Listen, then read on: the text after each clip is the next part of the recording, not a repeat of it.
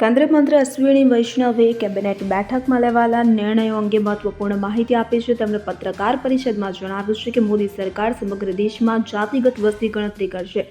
આ ઉપરાંત ખેડૂતોના હિતમાં ઘણા નિર્ણયો લેવામાં આવ્યા છે અને હાઈવે અંગે પણ એક મહત્વપૂર્ણ નિર્ણય લેવામાં આવ્યો છે. આ મામલે અશ્વિની વૈષ્ણવે જણાવ્યું હતું કે સરકાર દેશભરમાં જાતિગત વસ્તી ગણતરી કરશે અને વસ્તી ગણતરી સાથે જાતિ ગણતરી પણ થશે. આ સાથે તેમણે જાતિગત વસ્તી ગણતરીના મુદ્દે કોંગ્રેસને ઘેરી લીધી તેમજ કોંગ્રેસે જાતિગત વસ્તી ગણતરીનો ઉપયોગ પોતાના ફાયદા માટે કર્યો હોવાનો આક્ષેપ તેમણે કર્યો હતો. તેમજ અશ્વિની વૈષ્ણવે એમ પણ જણાવ્યું હતું કે શિલોંગથી સિલ્વર કોરિડોરને મંજૂરી આપવામાં આવી છે.